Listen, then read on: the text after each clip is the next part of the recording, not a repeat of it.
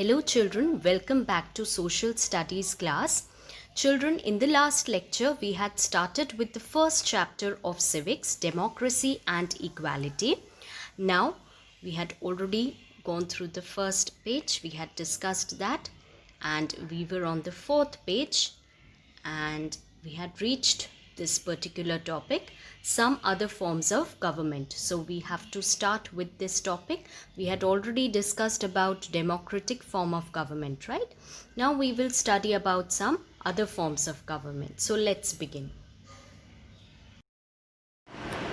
Now today we will talk about some other forms of government.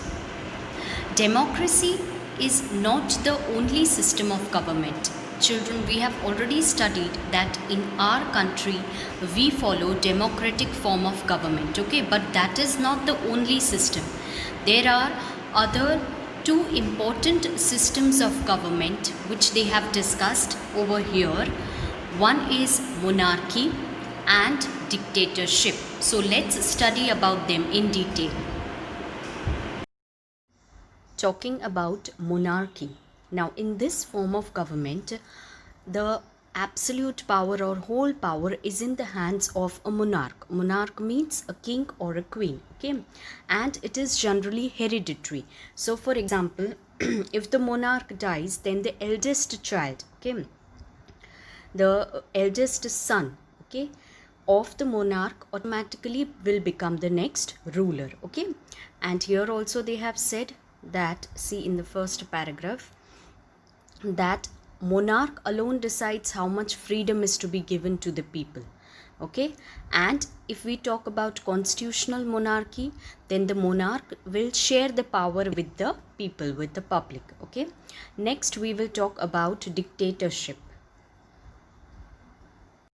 Now talking about dictatorship, then in this form of government, the power to rule is in hand of either one person or a small group of people, okay? And here the dictator will not give much freedom to people, okay? He takes away, in fact, the people's freedom.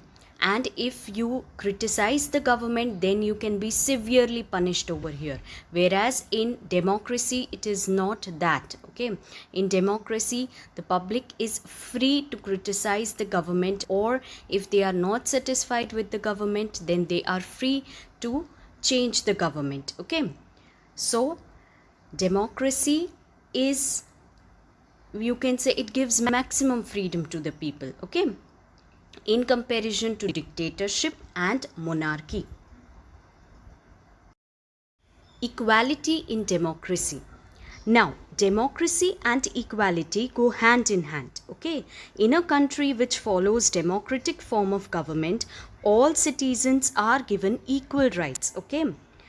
All citizens should get education, earn a living, use public facilities. In short, each and every citizen should be treated equally. The laws also are same for everyone, okay? And the rule of law ensures that nobody, not even the government, is above the law, okay? Next, what else they are telling is that if there is any inequality, then government takes steps for it, okay, so that all citizens can live with dignity, or you can say self-respect, okay? Equality and Indian democracy.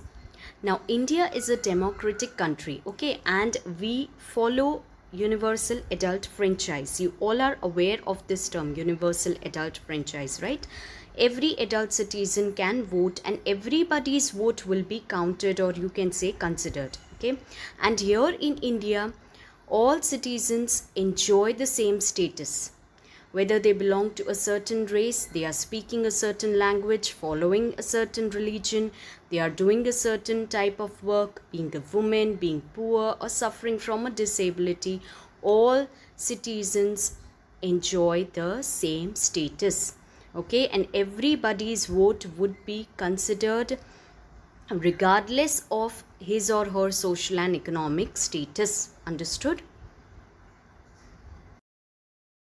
Next, they are talking about the right to equality guaranteed by the Indian Constitution to all the citizens of the country. Now, what all things are mentioned in that? See, all Indian citizens are equal before law. Okay, whether he or she is the president or an ordinary person, everybody has to obey the same laws. Understood? Next, what they are telling, all Indian citizens are socially equal. Okay, and you cannot stop any citizen from doing government job, studying in a government institute, entering a public building, using public well, tank, road, etc., just because he or she belongs to a certain caste or is coming from a particular region or follows a particular religion or is rich or poor. Understood, all of you? Everybody is socially equal and untouchability is illegal and it is punishable by law. Understood? Keep these points in mind. Now, equality is only formal. Now, what does this mean? See, children, in our constitution, it is formally accepted the principle of equality. Okay, but this doesn't mean that inequality doesn't exist in our country. There are many examples of inequality you will face in your daily life. Okay, let's study about the same. So, if we take one example, we often find poor people, right? Now, poor people, they cannot get good medical and educational facilities just because they don't have enough money. Yes, government provides facilities to these people at cheaper rates, but then the quality is not such, right? And if they are going for quality, then they may opt for private facilities, but over there the quality is good, but it is very expensive. Understood? So that is an example of inequality. Now, another example of inequality is the ill treatment of Dalits. Okay, in many parts of our country, Dalits are not treated properly. They are humiliated, they are ill treated. Even in some schools, Dalit students are not allowed to sit with other students. Okay, and they are beaten without reason. Okay, now here we will talk about, see, here it is given in the first para on this side. See, Dalit author Om Prakash Valmiki, in his book Chithan, A Dalit's Life, he has described how he himself was made to sweep his school courtyard, okay, instead of being taught with his classmates. So, when the classes were going on, instead of being taught, he was asked to sweep his school courtyard. Okay, so he has written this whole thing in his book. Okay, so I think this topic is clear in our mind. We have discussed two examples of inequality. Now, let's move to the next topic. Government schemes to promote equality. Now, as we discussed earlier, that right to equality is given in our constitution, right? But that doesn't mean that inequality is not there in our country. There are many examples of inequalities in our country. Okay. Now here they are talking that there are several laws in India which protect the citizens' right to be treated equally. Now, one such step they have discussed over here is that the government runs various schemes for this purpose. Okay, and one such scheme is providing midday meal to students in school. Okay, now this has many advantages. How providing midday meal to students can be advantageous? See, many poor children by this who don't get enough food, okay, they are encouraged to attend school in the hope of free meal. In the hope of free meal, what will they do? They will attend the school. Okay, and students of all caste will take the meal together. Okay, this is also good.